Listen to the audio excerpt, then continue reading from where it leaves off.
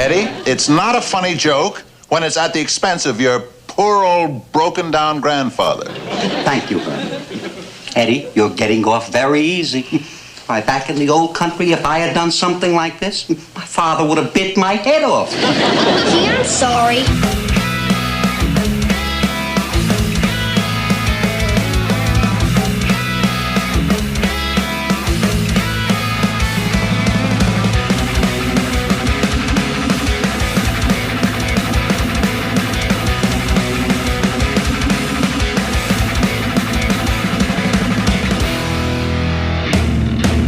Boom. Boom. Shakalaka. Boom shakalaka. We did it. Shaquille's Figured it in the out. house. Who's in the house? Shaquille? Shaquille. All right. Fair enough. Fair enough. Of the O'Neill variety? The only one. The only one. I'm sure there are other Shaquilles, but now there's only one. There can be only one. There's only one Kazam, and I am he. I believe that's on Disney Plus. If I'm Oh, we can't If talk my- about this again. what? What aren't we going to talk about again? What did we talk about Just before? Just Disney Plus. Oh, you got something against Disney Plus? I got nothing. Oh, Except everything. Just raging hate for Disney Plus. It's fine. It's fine. It's not that great. My parents robbed me of a Disney childhood, so now I get Yes. to rage against it. That's fitting. Pass it on to my children. Raise Hey against kids, what'd you get from your dad? Oh, just a hatred for Disney. You gotta pass- Bambi. You got to pass something down, you know, What better thing to pass than that? than a hate of Disney. I was I'm sure those people are out there. Oh yeah, for sure. I was super pumped about Disney Plus, and now that I've had it for a little bit, I'm like, it's fine. There's not really a whole lot on there for me. It's great for the kids, but not a ton on there for me. Especially now Just that watch I've, Pirates of the Caribbean every weekend. well, that's the thing, right? It's now that I'm through like all the Marvel movies, I'm like, all right, I'm not in a huge rush to watch them again. I'm not a Star Wars fan. The Pirates movies, sure, I've seen a few of them, but whatever. It's all good. But you know what? Do you know what? That's where you say what? Let's keep talking about Disney Plus. No, we're not here to talk about Disney Yeah, Plus. let's move on, man. We got some sweet news. We got As in- news? We're back. Oh. It's felt like a long break, and Yeah, sure, but we haven't really gone anywhere. We're actually on our regular schedule. We had just planned to alter the schedule, and then that just got put off. But first, real quick, welcome to Growing Up Punk, the podcast about punk rock and all of its friends. My name is David, and your name, sir? I am Aaron. Yes, you are. Aaron. I was going to say welcome to the show, but it's just as much your show as it is my show. So let's welcome each other. Ready? Welcome to the show. Welcome, my brother. Thank you. I was going to say, I wonder if, when I said we're back, I was going to say, I wonder if people miss us as much as I do. The answer to that is probably no. Oh, come on. Van's friend, you know who you are. Yeah, that's true. But I did, I kind of teased something briefly there, where we're ramping production back up. We had kind of not taken a step back because we were still releasing weekly, and the last couple weeks we've also had multiple releases within a week. But what we are going to do is kind of get back to more of these episodes regularly, and then the interviews kind of, instead of going back and forth between a regular episode and an interview, the interviews will be spliced in here and there. The behind the scenes stuff that no one really cares about, but in case you do, is we were recording once every 2 weeks and releasing those episodes, and then the interviews on the off weeks, because Aaron's been digging and working hard for interviews, and we've still got some upcoming interviews that you've got in the can that will be released. That's such a terrible term, in the can. I don't like it. I'm going to choose to think of that. I guess. Well, I was I just can't saying, really I'm going think of any cans that I keep. Actually, that's not true. I keep my wife's old coffee cans to put the ashes from my meat smoker in it. Oh, so, there oh, we go. did you ever see? I want to say it was the movie Little Miss Sunshine. Maybe have you ever seen that movie? No. I can't guarantee that this is from that movie, but it's the one that pops into mind. But if I recall, they're like on a road trip, and I don't know if the basis of the road trip is to like spread a relative's ashes, but they couldn't afford an urn or something, or whatever the case. The ashes are in a coffee can. And at some point on the road trip, there's someone who's unknowing of what's in the coffee can, makes coffee or thinks they're making coffee with the ashes. Yeah. I can't guarantee that that's Little Miss Sunshine or not, but that's what pops into my brain as to which movie that's from. But yeah, so wakes you up in the morning like a hot cup of human. like a hot cup of dead person. No, but we're going to get back into releasing these episodes where we discuss bands more regularly. And that kind of came out of kind of planning what we're doing going forward. And I was like, man, that's literally going to be like 6 months worth of stuff. And it took us 2 minutes to plan it. I feel like we can do more than that. So we'll at the end of this episode, we'll announce kind of where we're going from here as far as what's coming up. But cool.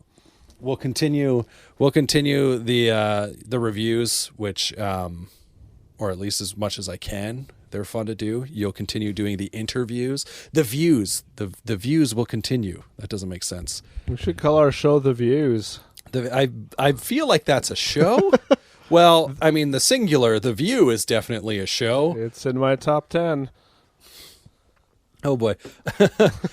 I just about, you said that as I was taking a drink of water. We almost ended up with a spit take that no one would see because this is a podcast and not a visual art form, as it were. But I would have seen it, and it would have been a blessing. You would have seen it, and you would have loved it. You would have loved it. But yeah, so that's what we're going to be doing. This introduction is all over the place because now I'm going to do the social media stuff. So go follow us on our social media. Twitter is @GrowingPunkPod. Instagram @GrowingUpPunk. One of these days I will just give those the same name. But every time I say this, it's too late and I've given out the old name and I feel like it's going to screw everybody up. You can follow myself on Instagram and Twitter at David Growing Up. I forgot my own handles. And yourself, you're on Instagram. Aaron Grew Up Punk. Thanks for the ads. Keep them coming. There it is. So today on this episode, I don't know which episode number it is because I stopped keeping track of those. Oh, you don't have it written on the wall there anymore? No, the last episode that I've written on the wall, you can't see, I'm pointing at it, is Pennywise. So I missed, I guess I need to add Good Riddance. Was that the only, I think that's the only one that's been since then. But yeah, as far as like the actual counting, I can't keep track anymore. But this episode, it's a little bit different from what we had just moved into. The format that we had just put in place, we've already thrown it out the window. We will get back to that format eventually, but this episode, we're talking about No Use for a Name, and we're talking about the Swellers. This was by your suggestion, but first we're going to talk about No Use for a Name. What was the album? More Betterness. Perfect. So I should have known the album title because I did listen to it, I promise. What was the album again? Oh, it's this particular album. It's no big deal. The one with the best English title. More Betterness? More Betterness? They have an exclamation mark at the end. They're actually very... More Betterness. They're very confident. Okay. It's an angry voice. Okay, so actually, how about you share your thoughts? These were both of these albums were your suggestion. So how about you share your thoughts first and how you got into the album, how you first heard it, all that stuff. Yeah, man. Yeah, this album is kind of lumped in with those, the rest of the kind of Fat Records bands that kind of found out about them, kind of a similar time when Fat Records comps were a big thing and, before there was internet and all that stuff. And so kind of slowly finding bands. I'm not sure if this would have been the first album that I got into of theirs, but it was probably pretty close. And I had a friend's band that covered them, which might have been the first time I saw a band cover a punk band. And I just thought, the band was really good, and then they played this, and I was like, so maybe that was it. And I probably learned from them. So thanks, Andrew Headland, for that. And they played this cover, so it probably led to asking who it was, and then hearing that album. They were a band from Winnipeg, so they had access to more music. Maybe they had the internet in Winnipeg before Dauphin. I don't know. Probably true. Yeah. But yeah, just the album, caught my attention as many bands did back then. Just fast, melodic, catchy, and just kind of stayed hooked on them kind of ever since. And they've had lots of good albums since then, but as many might know, the lead singer Tony Sly passed away a number of years ago, and so that brought an end to the band sooner than most or all would have liked. But yeah, just a great band to kind of add to the catalog of that classic 90s skate punk sound, and one of those bands that I can go back to over and over and kind of just keep it going. Yeah, so for me, like I'm sure I would have heard them. Maybe it was one of the Fat Wreck comps or, like a mixed CD somewhere. But having said that, they were never a band that I would have really known any songs by. Like maybe I could have guessed, oh, that's No Use for a Name just by throwing a name out there. But yeah, this was the first kind of real, any sort of like deep dive. And it's not even that deep of a dive considering, we just went into one album. So why this album? What made you pick More Betterness? Well, and I kind of thought about that after I picked it, because then I saw their other albums and realized how much I like those as well. But I think, as with lots, it was the first, it was the first one that I heard, so it was the first one that stuck with me, or I think it was the first one I heard. And maybe even just having my friend's band cover it, just random little things like that maybe don't really mean much. But when you're, 13, 14 and kind of experiencing this stuff for the first time, it kind of just stands out. And it's kind of the classic one that I've seen lots of other bands post about being a really influential album. And so, yeah, like as I listened to it, I kind of almost second guess myself a little bit, because I know they have other albums that are probably better musically. But this is just one that I've I've had for a long time. I've listened to many times over, and so just kind of went with it. Yeah. So I don't know. Did you have any specific thoughts about the album that you wanted to share before I kind of get into mine? Like, because I want to share a few thoughts, and then we'll kind of talk maybe about a few specific songs. But so basically, this was the first No Use for a Name album, but it's not necessarily your favorite. Sorry, first No Use for a Name album that you heard, but not necessarily your favorite. Yeah, well, and I think I thought it was my favorite, but then when I listened to it, and then I listened to a few of the other ones, I was like, oh man, these ones are really good. So maybe it just kind of slipped my mind, or, when it came up to talk about this band, that was the first one that popped into my mind. Maybe it's just a more iconic album, I don't know. But yeah, I mean, they're all awesome, but just the one that stood out, I guess. So for me, I will say this. Tony Sly was definitely a lyricist of a punk rock lyricist, not even just a punk rock lyricist, just a lyricist that kind of our generation, I think, really stood out and stands out. Just the way he could tell a story through a song. Yeah. But I will say this about this record. I hated it. Like, I would be listening to it and I'd be like, it is so boring. And I realize I'm probably going to piss off a lot of No Use for a Name fans, because Tony Sly is kind of revered and whatnot, and they were an influential part of the scene. But just listening to it, I'm just like, there's literally, maybe it's just this album for me, but I'm like, there's nothing going on outside of his lyricism that is drawing me into this record. Like, the riffs weren't great, the production's not good. I mean, the production's fine, and maybe they just chose odd guitar tones. I just find they're so just like bland. Everything about this record, I was just like, ugh.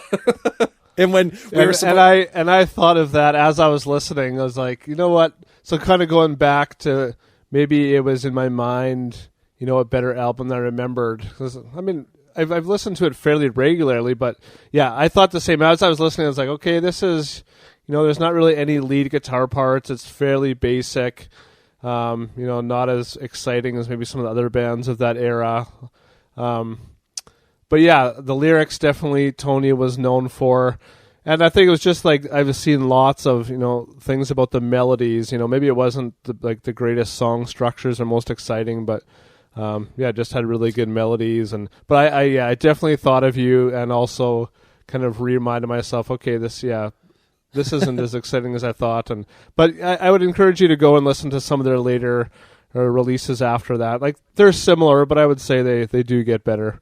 I would say this about my judgment about the band based off of this album alone is I would give them credit, not just with Tony's lyricism, but also like, I don't know if he flat out wrote the song start to finish, right? Like the chord structure and everything, and then everything just kind of got, everyone put their parts in when they came together or not. Right. But the chord structures in the songs, I will say, I will give them credit in this regard, is that they got away from that 3 or 4 chord punk rock that, like that's what punk's basically been known for, right? There's a number of songs on this record where I feel like they went through the entire scale just to play every chord that would be in, say if they're playing in the key of E, they've somehow included a variation of every chord in the key of E. Like it feels like sometimes they're just like walking up. They're like, all right, we're going to start at, E or whatever, and we're going to walk our way up kind of back and forth through the chord structure or through the key. And with that, like their song structures, they don't necessarily have choruses on some of the songs, which maybe is kind of what the detriment, what holds it back for me a little bit is I can't think of any song on this record that has like just a chorus with a hook where like, okay, I can get behind this. Yeah. There's always like slight changes that happen in the songs that maybe are signifying their choruses if they have them. But even then, lyrically, they typically tend to change it up, from even if they're repeating a phrase or an idea in one chorus to the next, a lot of times that lyrical content didn't stay the same from one chorus to the next. So, I mean, they're definitely in that regard. I think they were sophisticated songwriters. Tony Sly was a sophisticated songwriter. It's just the overall presentation on this record. I was just like, and I don't know what you do to change it. Like if you kind of get away from that a little bit and just write some more basic choruses that can actually bring a song together, I don't know. But all in all, it actually was work for me to listen to this album, I found. Yeah, and I felt bad about that. Like, no, you especially can't. when you compare it to other bands from that era. It doesn't have like the grit of Good Riddance or the guitar solos and technicality of bands like Strung Out. It definitely is a lot more simpler version of that, right? Which maybe, I guess, in its own sense is something special, but maybe not. But like I said, like, whether you're calling it, a more simple version because they don't have like those standout lead parts or even like that grit or rawness of, these other bands, some of their contemporaries, I actually think the songs are less simple in a lot of cases simply because of just the sheer number of chords and the more, the less kind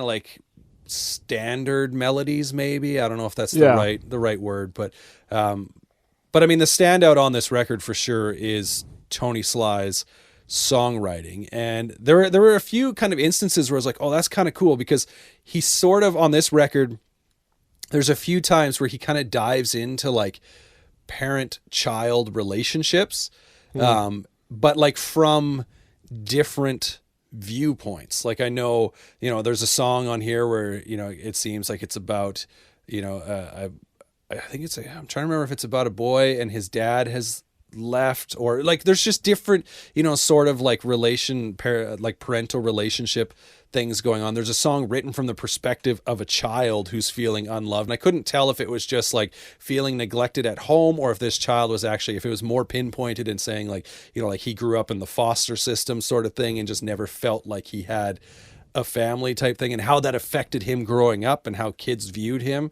There is definitely kind of a number of different things that I think are pretty great about this record. Like, oh, so why doesn't anybody like me? That's the song where it's written from a child's perspective, and he's asking that question. Why he doesn't understand why nobody likes him, and then he kind of paints a picture of what life looks like at home. So I find it kind of intriguing that he kind of wrote some songs from different viewpoints about very similar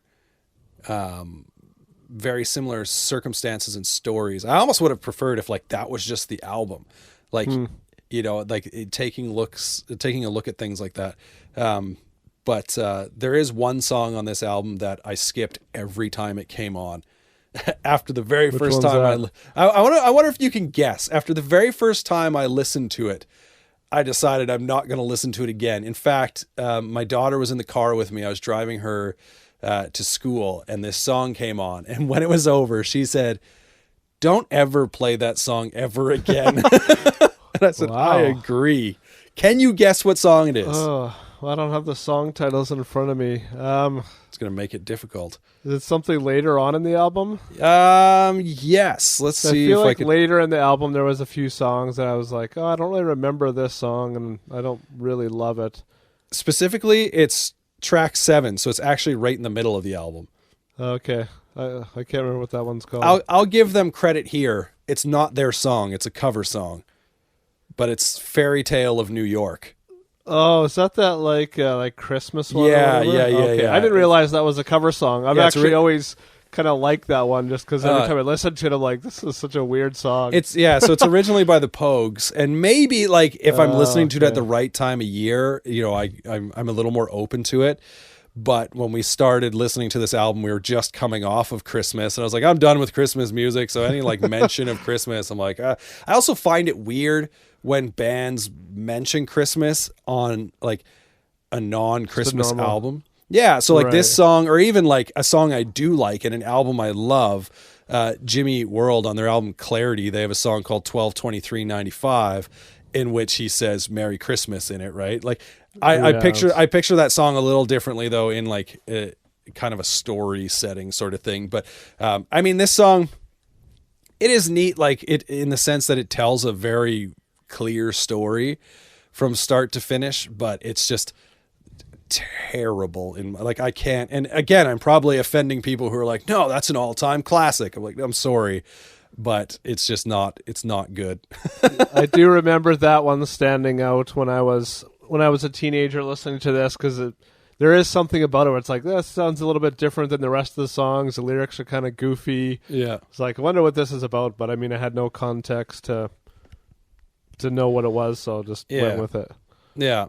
And another song, this song, actually the song that stood out to me the most on this album is Let It Slide, which is the acoustic song. Oh, yeah. And my note that I wrote down was that it like really showcases Tony Sly's like writing abilities. Just the fact that it's so stripped down. And I think I would listen to an entire album of that. And if I recall, I think he had some solo stuff that he Yeah, I did. think so. I don't know if it came across like that, because like this song also at the same point reminds me a lot of the Beatles in the chord structure that he's got going on in that song, and you know, like some of the chords that he pulls out. But yeah, like that I really, when that song comes on, I kind of go, there it is. Yeah, it's maybe a more diverse album than I remember, between, you know, the songs that I loved, the ones that weren't so great, like that cover and that acoustic one. So I guess, I mean, yeah, it has maybe a bit more variety than some of the records from that time. But so I guess maybe that plays to its strengths or weaknesses, depending how you look at it. Yeah, like it's interesting, because I think I would be interested, and maybe sometime down the road we can revisit No Use for a Name again. But yeah, just like for being my kind of like first dive into the band, I was just sort of like, oh. So we were originally supposed to record this episode a week ago, and you went and got yourself sick. So, I mean, way to go on that end, I guess. It was a blast. So worth it. But I was a little bit like disappointed in the fact that I was like, I got to listen to this album a little more. Yeah. I mean, don't get me wrong. I'm making it sound like it's just a hot mess, and it's not. It's just there's nothing really. I think I want to say on a recent episode, we talked about background music and like how some bands kind of become background music, and this album quickly became like background music, and not in a good way. Like, oh, I just always want it playing, and I just always want to hear it and have it within reach. It was more so just that as soon as it would go on, my mind would be elsewhere. I'd be like, all right, moving on, sort of deal. But yeah, I guess it goes to show that some albums, or I mean many albums from that era, if you didn't kind of grow up with it then, and you don't have that appreciation of, you know, having it in your discography for 20 years and you're just getting into it now. I mean, there's lots of albums that would be the same for me. I'd just be like, I don't understand. Oh, for sure. I mean, it's a different context when you've heard 1,000 albums in the last 20 years versus when you'd only heard 100 or 20 or whatever. So yeah, and maybe it's a thing where I mean I can't make this statement with 100% confidence by any means, but maybe it's a thing where we've had variations, maybe even countless variations of Tony Sly as a lyrical songwriter in the punk scene since then, right? Yeah, like that's right. I will not take away from him the fact that he was an incredibly influential writer. Yeah. And so maybe that's more what it is like now it's just like, okay, yeah, like he's writing these great songs, like these lyrics and these stories he's telling, but like musically it's just not doing it for me. Whereas now you could probably go out there and you could look and you could have, within grasp, like so many bands that are, as good lyrically, maybe not as special now because there's so many of them, but then musically are doing things that are more interesting. Right. So, that's just kind of the way it goes sometimes. And that's all I could think of when I was listening to the record is like, I feel like this is you kind of had to be there. Like you had to experience it in that time versus going and trying to re-experience it or experience it for the first time. Yeah. 20 years down the road. And that's a good segue here into, so I had a text to you yesterday saying I had a surprise for today. Right. So I actually reached out to the Swellers because I knew that this album in particular was special for them. So I just asked if they would send me a few kind of notes on why this album stood out to them. So I'll share those here now. Yeah. So Jonathan Diener, who was the drummer of the Swellers, he says, "More Betterness just hit me at the perfect time in my life. I was growing up, confused about the world, and looking for something emotionally deeper than angry or snotty punk music. The melodic element of Tony Sly's songwriting was so advanced compared to the other stuff I was listening to, and it always had this sad, melancholy feeling, even though it was essentially over pop song structures. The songs were fast, but not trying to prove anything other than enhancing the feelings that were being conveyed through the lyrics. My brother and I would listen to the album over and over again at pinnacle times in our lives, my favorite being driving downtown Flint for the first time without parental supervision in his old Cadillac. I still feel the same sense of youthful confusion when I listen." So that was, then it goes to say, so the next album after that was Hard Rock Bottom, was what made them shift gears from a confused combination of Screeching Weasel-style pop-punk and Drive-Thru Records pop-punk, and finally finding a through line through everything we loved. We started writing more serious songs with depth, and the melody helped carry that. I got to play lightning fast because I was finally good enough to do so.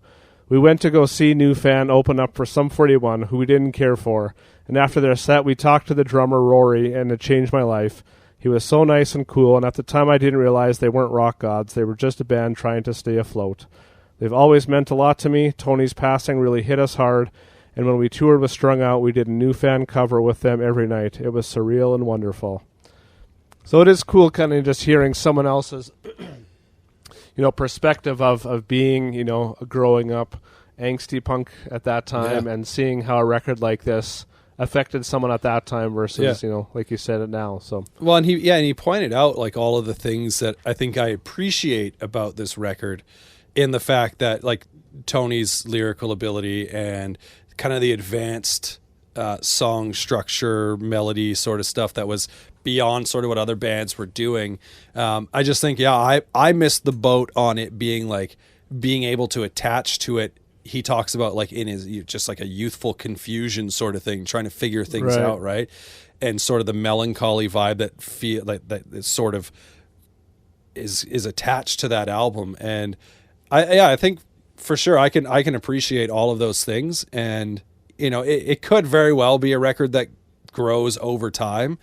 In preparation for this, I would say that probably one of the things that was weighing on me was the fact that the other record that we're going to talk about just felt so much more open, right? Like it just felt like I was like, oh, I can breathe a little bit. So I don't know if we want to use that as a straight transition. But I mean, you read that little email off because we're not just talking about No Use for a Name. We're also talking about the Swellers and their album Good For Me. So this record, I want to know, because again, this was sort of, both of these albums were picks of yours. And you picked this album specifically because they had mentioned that No Use for a Name was an inspiration to them. But I want to hear, or an influence on them or whatever, I want to hear how you first discovered the Swellers and what got you into them. That is also a good question. And I think, moving into kind of the next era of punk music, for me anyways, it comes with, a different type of recognition of the band because, obviously the internet was a thing. You were discovering so many more bands. So I can't even really say exactly when I heard of the Swellers, because there was just so many bands I was hearing of. It wasn't as, as special as that era in the 90s where when you heard a band, it like really stuck with you and you could remember it. So maybe that's kind of a lame introduction to that. But they had at least one album out before this, maybe a couple. Yeah, I think this is actually their third album, if I read correctly. Okay. Yeah, so I had definitely listened to them, but this album in particularly really stood out, like just the quality of the production. I think they did this one at the Blasting Room, which always makes fantastic records. The title track is one of my favorite, whatever new era of pop punk. Right. That song is just so good. And I love the songwriting on this. It takes what No Use for a Name did, but really elevates it. It gives the songs are more dynamic and kind of maybe a bit more moody at sometimes than other kind of pop punk would be. But yeah. Every time I put it on, I find myself enjoying this album so much that I'm just excited about going back to it. So I would say that in itself makes an album. This album stand out, that when I listen to it, I'm already excited about the next time I'm going to hear it. Right. Yeah, no, that's fair. I think because I had heard this album, and I think I probably found it in a similar way. I'm sure I was on like Bandcamp or potentially Noise Trade. Do you remember Noise Trade? I don't know if it's still around. Yeah. Yeah. Yep. And I was just like cruising through like the pop punk or punk like genre tags or whatever, and just literally clicking on everything and listening to it and then taking note of things that sounded good. And this was for sure a record that stood out to me. But at the same point, going into this listen that we were doing, like it's not like I was overly familiar with it. Like much in the way where you say, you take in so much stuff, you listen to so much stuff, that stuff is bound to get lost, right?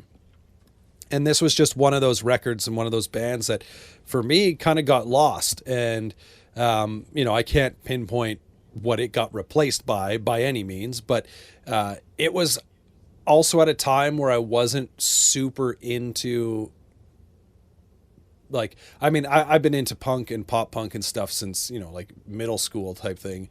But there was definitely a period where I was like not listening to it nearly as much. So yeah. I've come back around to where now it's like, again, the main sort of genre that I'm listening to. Part of that is because of the podcast, but also at the same point, the podcast is partially because I'm back listening to this stuff more regularly. Right. And so it came out in, a time when I wasn't really listening to a ton of it. And so I don't know when I heard it, how old it would have been. Because if I look, this came out in 2011.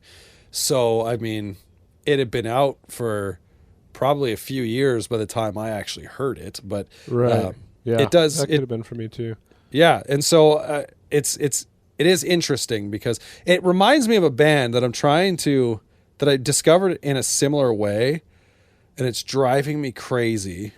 Oh, that's dumb. Why would it do that? I'm trying to find out what this band was called, and I was like, oh, I think the album was called Say Hello. And immediately someone's probably like, oh, it's that band. And so I was like, oh, I'll go to albums. Oh, actually, hold on. Sort. Title. That's what's wrong with it. Stupid thing. It was sorting by artist. But I don't even know if I have it anymore on here. Let's see. Oh, there it is.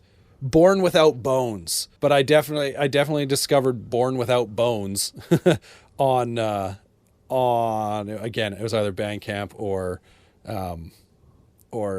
what's it called? Noise Trade. Noise Trade. One of those internet sites where I was able to get it for free, right?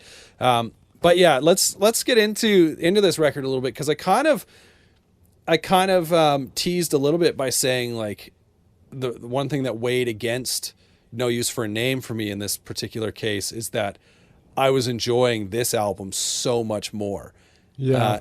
You could definitely hear like the inspiration, but I think you kind of said it when you were discussing first getting into the band and whatever, how, you know, like they had more dynamic and a little more variety in their sound. And that definitely, initially I was kind of listening to this going like, it's kind of a little bit boring too. And actually the bonus here is that the extra week after, like with you being sick, is when I actually really started fully appreciating this record. So Cool. we'll say you got sick for a reason, is so that I could give, you know, a more detailed look at this album. But I mean, I think it's pretty obvious. I don't know about you, but as soon as the song The Best I Ever Had comes on, this album's weird in the sense that, because The Best I Ever Had is track 5, I think. 4, 5? Track 5. Okay. So the interesting thing about this record is I find the first 4 tracks are fine. They're like, none of them really stand out a ton to me. But then as soon as track 5 hits, it's like basically from there to the end of the record, I'm like, oh my goodness. So it's strange to me that a lot of bands will put like all those best songs up front, right? And as you get to the back of the album, it kind of dies off a little bit. But this one I almost find is like in a reverse way. And it's so good. But The Best I Ever Had, as soon as he was singing in like the second verse or whatever, he's like listing years and talking about stuff. I was like, okay, Yeah. we got to figure this out. So do you know what he's referring to in this song? Not specifically, no. So in that second verse, I want to bring the lyrics up. I guess if I go like this, they should be. Are you on Apple Music? Yeah, okay. I mean, I don't necessarily know what he's referring to right off the beginning when he says it was a young and angry summer, a song that changed my mind. I don't know what song he's speaking of specifically there, but as it gets into, the second verse, he says, I remember April 94, September 96, Oh, yeah, right. and every day of 99. Whether I waited for those records or helped Seattle cry, it was the best I ever had. So April 94 is when Kurt Cobain passed away. So that's Okay. Yeah. April 94 and Helped Seattle Cry are specifically about that. And I was like, okay, I got that immediately. And then I was like, what is September 96? So I did some digging. September 96 is when Weezer's Pinkerton was released. Okay. Which is very fitting because the last song on this album Yeah. sounds like it's straight off of Pinkerton. So I'm going to go ahead and say that's what he's referencing there, September of 96. And When did More Betterness come out? Hold on. Slow yourself. Okay. And Every Day of 99. Now, I want to say Every Day of 99 is simply referring to the ridiculousness that was 1999 when talking about the number of incredible records released that year. Yeah. Enema of the State. This is just a few. Enema of the State by Blink. Clarity by Jimmy Eat World. Blue Skies, Broken Hearts by the Ataris. Hopeless Romantic by Bouncing Souls. Faster Than the World by H2O. And Even More Betterness by No Use for a Name. Okay. So there we go. I'm going to say that's what he's... a good year. Yeah, well, and that's just a few, right? There were other records on that. Pennywise, was it... what's the one? I want to say the cover is like from the inside of a car. It's like red and white and black. Well, it's mainly white and black and with some red, I think. The only... Oh, that's Straight Ahead. Straight Ahead also came out that year. Like there's a number of records that came out that year. Operation Phoenix, I believe, by Good Riddance came out that year. So that's my assumption as to what Every Day of 99 is referring to. Is just like there were too many good albums to like to kind of reference one. So Right. I do wonder if like that when he's talking about that young and angry summer, he heard the song on the radio sort of thing. I'm like, I don't know if that was like a Nirvana reference because of the Nirvana reference that comes later, or maybe, you know, he's talking about a band like Green Day or The Offspring or that. I don't know. Like it's that part I don't necessarily know. But that song, I want to vote. If we're gonna have a vote here, I'm gonna vote that song as the new theme song of the podcast. That is an awesome song. Not only because it's an awesome song, but lyrically, he's literally talking about growing up, fitting, finding music, finding out who he is, and finding love in the end. Right? I'm like, it's the perfect like coming of age song for someone who discovered and loved punk rock. Yeah, and it's not an annoying song. Like no, it's like so many that hits so those good. topics. It's so good, and like. I was definitely at fault in listening to this record of just being like, I'm just going to start at track 5 because, you know, like kicking off with that it's such a killer song. Yeah. It's beyond good. I'm sure eventually I'll get tired of it because I've listened to it too much, but it is beyond good. I still love the first 4 songs. I love the whole part of the album, but the first 4 songs are also good. I just think it goes to another level from track 5 onward, because I think that's where they really start to shine a little bit with their variety. Like The Best I Ever Had is like super pop punk, right? And just done really well. And then you got Better Things, which kind of leads with that acoustic part. Kind of also you're like, oh, we're changing things up a little bit, right? Yeah. Yeah, it is interesting how back to the title track is kind of the only like just so you know, there is no title track on this record. Oh, what's good? Because the record's called Good For Me, but there's no song called Good For Me. Oh, yeah, sorry, Best They Ever Had. Why, yeah. Why I think that was... yeah, I think that's like the only kind of fast song on... I mean, there's definitely upbeat songs on that album, but I almost would have loved to have heard a couple more fast ones. But I know in general they didn't do a lot of the kind of skate punk style, so... No. I feel like 1 or 2 of the first 4 songs has some faster parts, but nothing that where it's like from start to finish a blazing fast song. But yeah, like Better Things changes it up with the acoustic start. On the Line, the very beginning of that song reminds me of 1979 by Smashing Pumpkins for about the first bar or 2. And then it goes into sounding like Jimmy Eat World. And I'm like, wait, hold up. It's such a good like mix of just different sort of influences on that song. Nothing More to Me and Prime Meridian are good songs. Maybe not quite for me as well. Prime Meridian's pretty good. Nothing More to Me, maybe not quite as good as some of the others. And then Warming Up, just the finisher where I was talking about how it sounds like it could be on Pinkerton by Weezer. Like it's such a good song and a good way to close the album. I think like if there's anything that is very fitting. It's funny because this band, the Swellers, you picked them in this record simply because of, you know, you like the record, but because of the whole No Use for a Name influence. When I'm done listening to this record, I'm like, we could have literally done an episode on a handful of bands and used this record as like a band being influenced by this band. So it's pretty great in that regard. Yeah.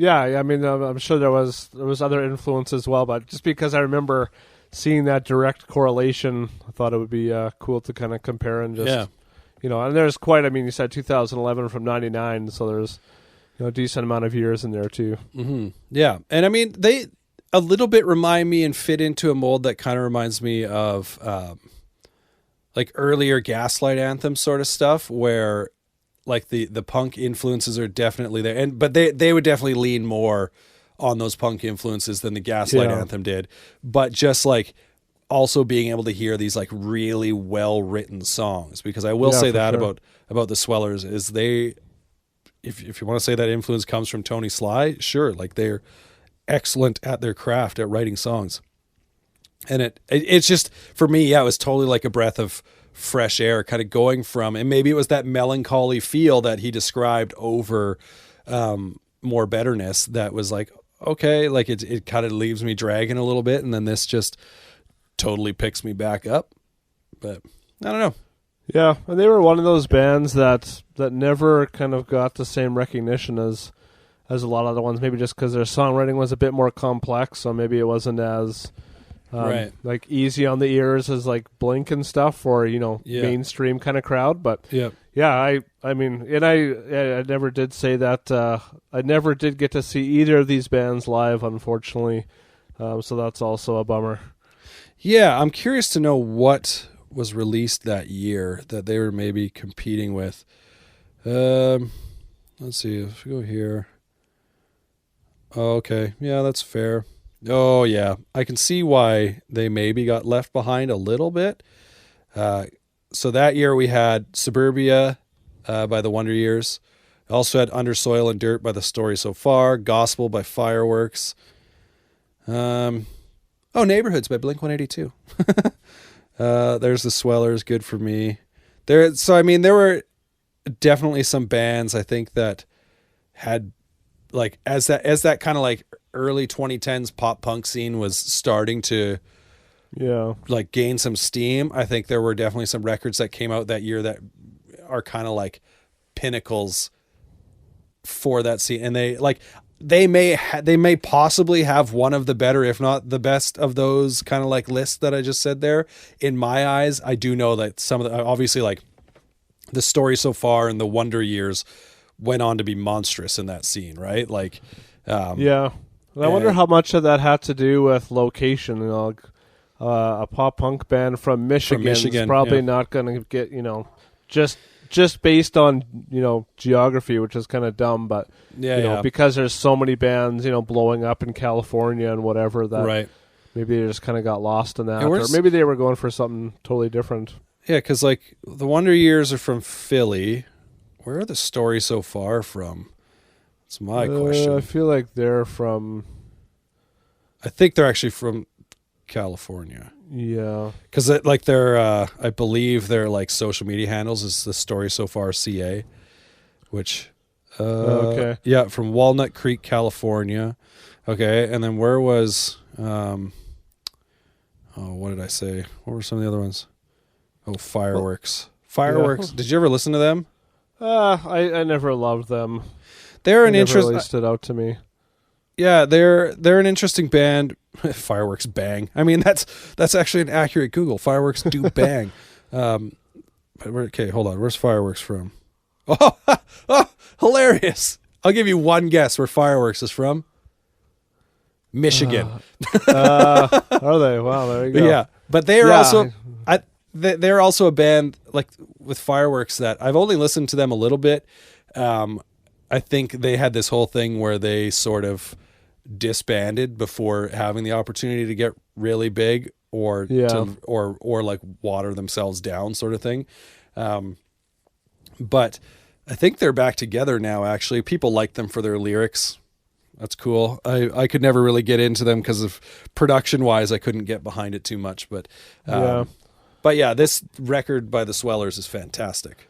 And another thing I really love about the Swellers is they always seemed like they were more interested in being a good band than just being, you know, like the pretty boys of pop punk or whatever. So maybe, you know, as it can with that, maybe play against you, but they didn't really seem to care. They would rather be a smaller band that was genuine and original to what, you know, what their influences were, what they wanted to accomplish. Yeah. I'm not saying they didn't gain any success, but I never kind of saw them as really trying to push themselves in the same regards as, you know, like a band, The Story So Far, or State Champs, like those kind of bands where it's, you know. Yeah, and it's interesting because on that list there of records that were released that year with the Wonder Years, when I was talking about Tony Sly and his influence on songwriters and being able to write a story, like Dan Campbell from the Wonder Years is someone who I go, oh, like these, I've kind of like grown a little tired of the Wonder Years in, you know, recent years. But like his storytelling in songs, I want to say, is like, whether he was influenced by Tony Sly or not, he's definitely one of those songwriters who can go above and beyond lyrically than a lot of his peers. Yeah, for sure. And so, and it just kind of going back to with the comment about no use for name, like trying to go and get into them now. I just wonder if like you have Dan Campbell's out there and, you know, like artists like that who are a little more narrative, like a little more narrative driven in their songs than, you know, just writing love songs or breakup songs or what have you. Right. Like, yeah. So, but, no, that's cool. I definitely, like, as far as a first deep dive into No Use for a Name, I didn't come out a No Use for a Name fan, but I didn't come out going like, where is the appeal? I just don't get it. Because as someone who enjoys lyrics and looking into lyrics, like I will all the credit in the world to what they were able to do and set themselves apart with that. And the Swellers just kind of continued that and did it with just a little more brightness, I want to say. Yeah, for sure. And The Best I Ever Had is still such a disgustingly good song. In fact, it's been a while, but we started the playlist with our Good Riddance episode. So currently it has one song on it, which is Salt by Good Riddance, which was your pick. You can find it on Apple Music. So far I don't have it on Spotify or anything because I don't typically use Spotify. What do you listen on? Do you use Spotify? I use Spotify. That's your job then. But I'm going to say that the song for this episode, we could do one from each band, but for sure from the Swellers, I got to do The Best I Ever Had. Was there? Yeah, I agree with that. With the No Use album, was there, like you mentioned, the acoustic track? Was there another song on there that stood out to you? I think mine's going to be Savior. I think that's probably the kind of single or top song from there, and I think that's the song that my friend's band covered. Okay. And so it's just such a classic song to me. Or Not Your Savior, yeah. Why Doesn't Anybody Like Me really stood out to me just for like his storytelling on that and like taking that perspective of a child sort of thing.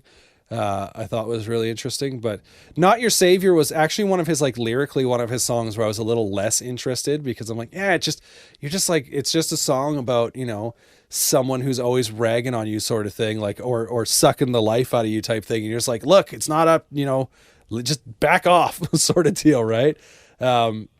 Whereas I found he got a little more into telling stories as the record went on maybe, but I mean, yeah, that's true. Yeah. I mean, I'm down with putting Not Your Savior on the list. It is definitely, I think when I put it on, I think it was the only song that I really knew outside of Fairy Tale of New York, having heard the Pogues version before, or maybe it was the No Use for a Name version I've heard all these years. I'm not even sure, but I'm definitely sure as hell not putting that song on the playlist.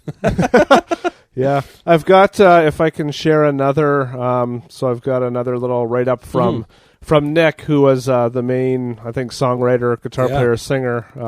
So maybe if we're kind of wrapping up here, he said, so More Betterness, the first whole album I heard by NUFAN. I was instantly drawn to the swift tempos and, more importantly, Tony's melodies, as has been mentioned before. Not only were they incredible, but they felt completely natural and not forced, but somehow totally unique. The only other band I'd heard that got close to that sort of sound was Lagwing, and whom I also love. There was just something about Tony's writing. When we started the Swellers in 2002, I used More Betterness and Hard Rock Bottom, which was the album after More Betterness, as a template for how I wanted to sound. Problem was, we weren't good enough when we were 14 or 15. Always keeping that in the back of our mind. As we got better at drums and vocals, I started to realize that naturally, my preference for melodies were Tony's sort of melodies, and that they were already ingrained in me, probably before I even heard NUFAN. That sort of beautifully sad and flowing melody that was more interesting than the follow the bouncing ball kid song-esque phrases that a lot of poppy punk bands were known to do. They felt like the good guys of punk rock. It was always funny when someone would compliment my songwriting and say how original it was. I'd always follow up and say, thanks, but listen to More Betterness. It's a good close. Thanks, but listen to More Betterness. Yeah.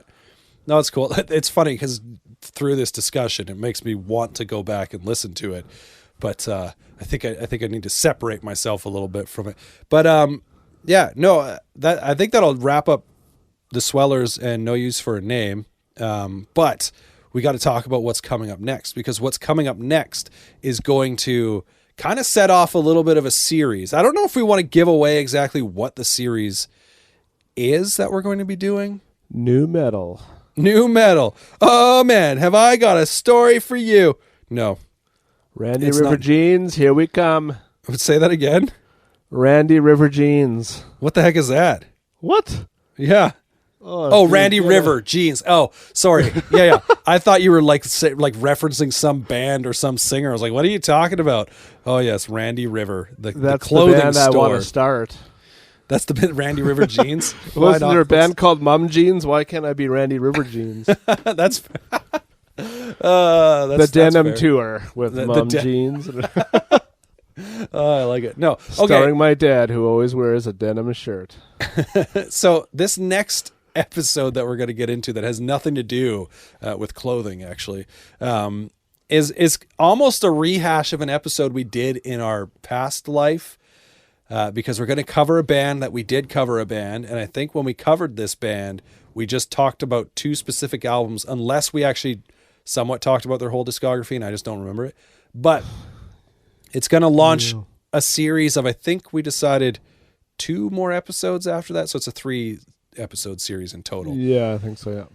We're going to be talking about Newfound Glory. Now, specifically, we're going to be talking about the self-titled record from Newfound Glory, which came out in 2000. And then we're also going to talk about Not Without a Fight by Newfound Glory, which I don't know if I've ever listened to that album outside of just being like, what's Newfound Glory up to, and put it on sort of thing, right? Yeah. I mean, that's from 2009 now. It's 11 years old, or at least going on it. So it's been around a while. We originally wanted to do, there's an asterisk on this, because we wanted to do Not Without a Fight and Catalyst, but Catalyst isn't on any streaming services. So I thought that'll make it, I don't own it. I'm like, that'll make it difficult to really review if I can only listen to it while I'm specifically on YouTube. Right. So maybe it begins with a hunt to all the local thrift stores, and maybe, but even then, the only place I'd be listening to it is in my car. So, yeah. which is fine. But so we're gonna go with. I mean, maybe I'll sit down and give Catalyst a listen while I am in front of a computer or something, or just bring it up on my phone. But specifically, it's gonna be Not Without a Fight and the self-titled record from Newfound Glory. Because we're going to go into a series. This show is called Growing Up Punk, and thus far we've talked basically just about 90s punk albums. The Swellers obviously being the asterisk on that, but being heavily influenced by 90s punk bands. This one's going to be, we're going to go into something a little bit different. We're going to start with Newfound Glory, which essentially fits, I'd say, the year 2000's close enough for that first record. But we're going to go in and we're going to do a series on easycore bands. Which we'll announce those bands as we do it, but there's going to be 4 of them that we're going to cover over the course of 2 episodes after the Newfound Glory one. So if you're an easycore fan, cool, come along for a ride. It's a genre that I've often been torn on, whether I like it or not, but we're going to cover it, which I know you're a fan of the genre, yeah? So we'll dive into some bands, some specific records, but yeah, Newfound Glory is what's up next. So if you want to give those 2 records a listen, hey, you could formulate your own opinions on those records. There we go. And then you could share them. Speaking of sharing them, you can do that by following our social medias. Twitter @GrowingPunkPod, Instagram is @GrowingUpPunk. I am on Twitter and Instagram @DavidGrowingUp. You, sir, are on Instagram. Aaron grew up punk. There it is. And I mean, if you listen on YouTube, you can comment there as well. I get all those, and I tend to either just like them or reply to them or whatever. If you're on Castbox too, you can comment. I'm a little slower at replying on those because I don't get notifications for them for whatever reason. And yeah, otherwise just hit us up on our social medias and share your thoughts on the records that we talked about. But yeah, we're awesome. Wherever you're listening, like I said, if you are on YouTube, don't listen there because you don't get the music, you don't get the full experience. So go listen on your favorite podcast app. Make sure you rate it, you review it, you subscribe, you tell your friends, all that good stuff. Because we're just getting started, friends. We're not grown up yet, but that's going to do it. So adios. See ya.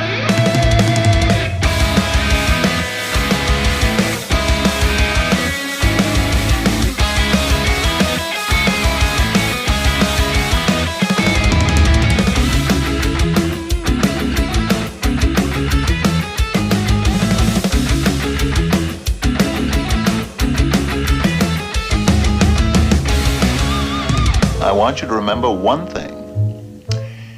In the great vegetable market of life, I have never been one to pinch the tomatoes.